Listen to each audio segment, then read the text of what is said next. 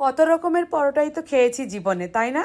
Tomato পরোটা কে কে খেয়েছেন? এই tomato পরোটা খেতে যে কি মজার সেটা বানানোর পর নিজেরাই বুঝতে পারবেন।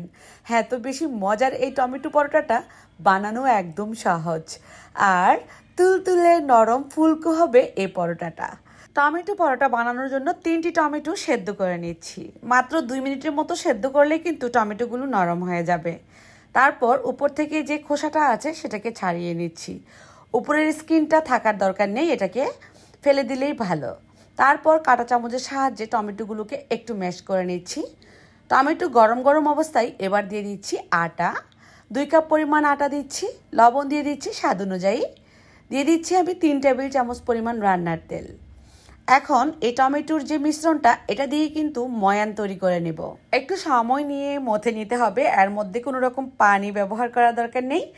টমেটো দিয়েই কিন্তু ডো তৈরি হয়ে যাবে। ডো তৈরি হয়ে গেলে একটা সাইডে রেখে দিচ্ছি 10 মিনিটের জন্য। ফাঁকে আমি এদিক থেকে পেঁয়াজ, কাঁচামরিচ, ধনিয়া পাতা আর সামান্য লবণের মধ্যে 3টি ডিম দিয়ে দিচ্ছি। এখানে আমি 3টি ডিমের মিশ্রণ তৈরি করে নেব। পেঁয়াজ কুচি আপনাদের পছন্দ মতো দিবেন, কম বেশি। এই মিশ্রণটা তৈরি করে এবার আমি পরোটাগুলো তৈরি করে নিচ্ছি। এই যে 10 মিনিটের মধ্যে কিন্তু আরও বেশি সফট হয়ে গেছে এই ডোটা। এখন এভাবে করে ছোট ছোট লেচি নিয়ে বড় সাইজের একটা পাতলা রুটি বেলে নিব। এই রুটিটা বেলা হয়ে গেলে এর মধ্যে সামান্য তেল দিয়ে দিব উপর থেকে, তারপর দিয়ে দিব শুকনা আটা। এতে করে কি হবে, পরোটাটা আপনার ফুলবে। পরোটার ভাঁজ যেভাবে করি চারকোনা, ঠিক সেভাবেই ভাঁজটা করে নিচ্ছি। আমরা কিন্তু রেগুলার এই পরোটাটা খাই, তবে টমেটো ছাড়া খাই। টমেটো দিয়ে শুধু একবার এভাবে করে বানিয়ে দেখবেন, রোজ বানিয়ে দিতে বলবে আপনার পরিবারের সদস্যরা। পরোটাটা তৈরি করে নিলাম। এবার আমি এই ডিমের মিশ্রণের মধ্যে ডিপ করে এভাবে করে উল্টিয়ে পাল্টিয়ে নিব। তারপর তেলে ভেজে নিচ্ছি। অল্প তেলেই ছেড়ে দিব। 30 সেকেন্ডের মধ্যে উল্টিয়ে দিচ্ছি। একটু ঘন ঘন উল্টাতে হবে, এতে করে কি হবে, পরোটাটা অনেক বেশি ফুলবে।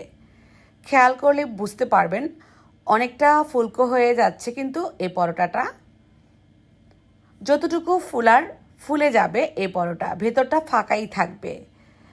এটা যে কত মজার হয় সেটা বানানোর পর আপনারাই বুঝতে পারবেন। আর আমার রেসিপিটি কেমন লাগছে অবশ্যই কমেন্টে লিখে জানাবেন। ভালো লাগলে বেশি বেশি করে শেয়ার করে দিবেন। পরোটাটা যতটুকু ফুলার অতটুকুই ফুলছে। এভাবে করে একে একে সবগুলো পরোটা আমি তৈরি করে নিচ্ছি। হয়ে গেল আমাদের অনেকগুলো টমেটো পরোটা। আপনারাও ট্রাই করবেন, যেহেতু অ্যাভেলেবেল টমেটো পাওয়া যাচ্ছে বাজারে, এখনই সুযোগ কিন্তু এটা তৈরি করে খাওয়ার। এটার মধ্যে অন্যরকম একটা টেস্ট খুঁজে পাবেন। ভেতরটা কিন্তু একদমই ফাঁকা ছিল। আজকের মতো আমি বিদায় নিয়ে নিব। আবারও বলবো, সবাই ভালো থাকবেন, সুস্থ থাকবেন। দেখা হবে নতুন রেসিপিতে। আল্লাহ হাফেজ।